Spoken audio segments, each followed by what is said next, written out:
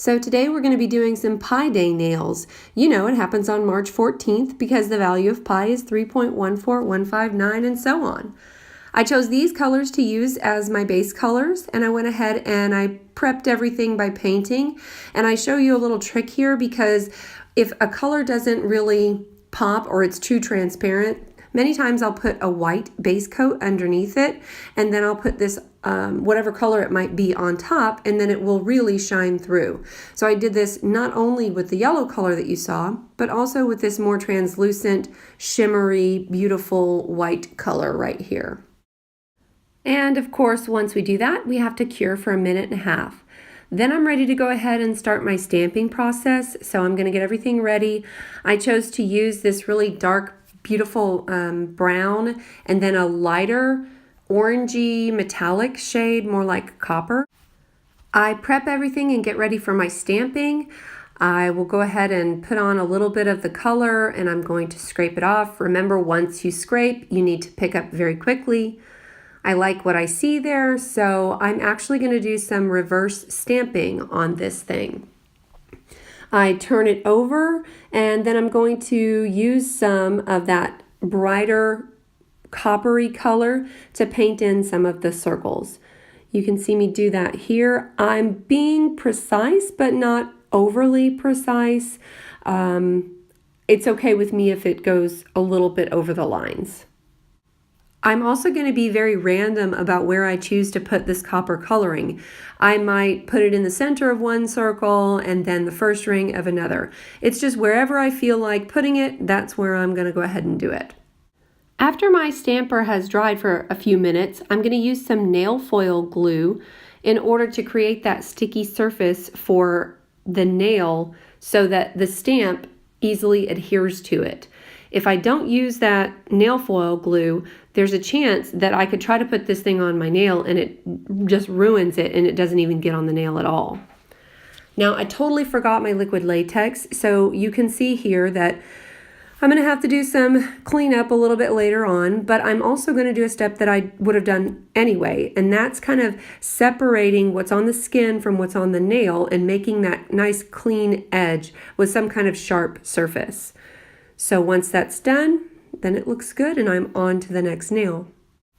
It's time to work on my 3.14, and I'm a little lazy, so I went ahead and I stamped off all of these numbers at the same time, and now you're going to see that I'm just going to pick off the pieces I don't want.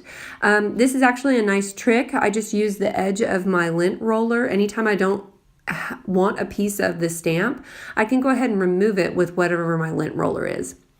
So I just kind of get everything that's not the 3 off that stamp, and I pop it on, and it's on to the next one. So I'm going to do the same with 1 and 4, but I was able to do the 1 and the 4 in the same sweep.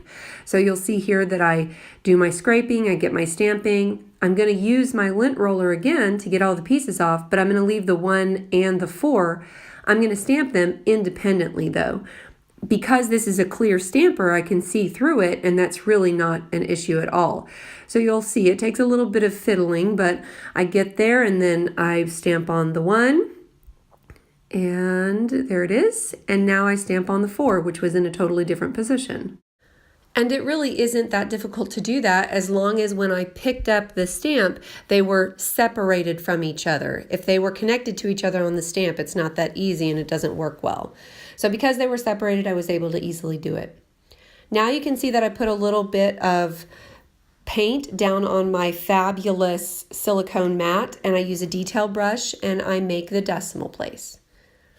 Now I'm on to the next nail. I've decided to do some layering with this one.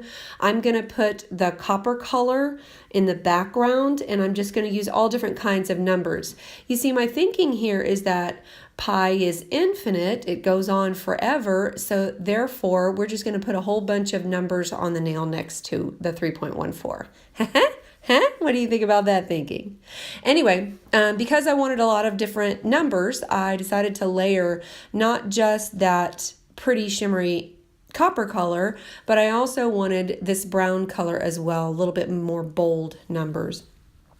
I didn't want them exactly everywhere. I wanted to kind of pick and choose them. So that's why you saw me use the lint roller to remove some of them. And then I screwed up the stamp a little bit. So you're going to see I'd use a detail brush to adjust it and kind of push things into the place where they belong. Now, I do this quite often where if something didn't stamp quite the way I wanted it to, I just pick up the same color with a detail brush and I can fill it in pretty well. And here's another trick for you. If you forgot your liquid latex, like somebody else, then you can actually use the sticky surface on the edge of your lint brush to kind of remove a lot of that outside edge without acetone or polish remover so you don't have to get messy. I'm showing you here that I did the last two nails pretty much the same way I did the first nail. I used that dark chocolatey brown color and as my base stamp, and then I did some reverse stamping on it. So you'll see that I sped this one up a little bit, but I think I did a better painting job on this one. So I put down my little dab of copper polish and I get to work painting. I'm very random about the way that I'm doing it, and so you see I sped up a little bit so you could see kind of the finished product. I also did not color the whole thing in because I didn't need to. I knew I was only going to use a small surface of it.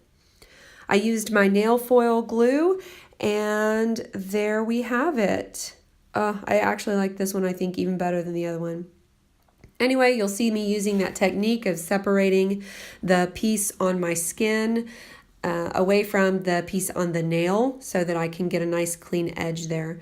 I just use this sharp cuticle pusher to kind of push things back and away. An orange wood stick or any of that would work just as well.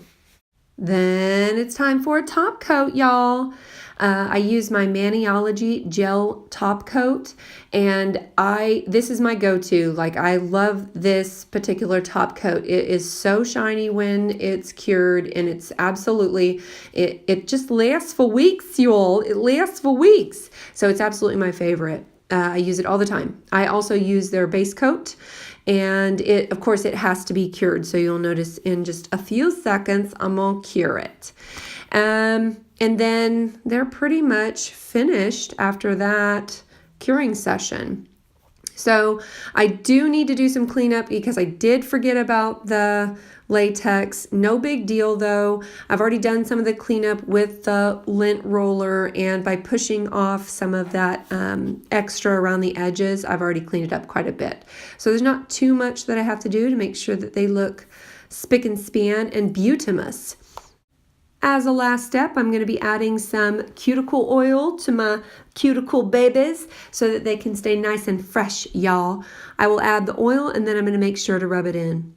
People, I hope you're celebrating March 14th. I hope you're celebrating Pi Day. It is a nationally recognized day, and it is a day for us to celebrate mathematics and enjoy circles and radii and circumferences and stuff. So yeah, I hope you do some math that day.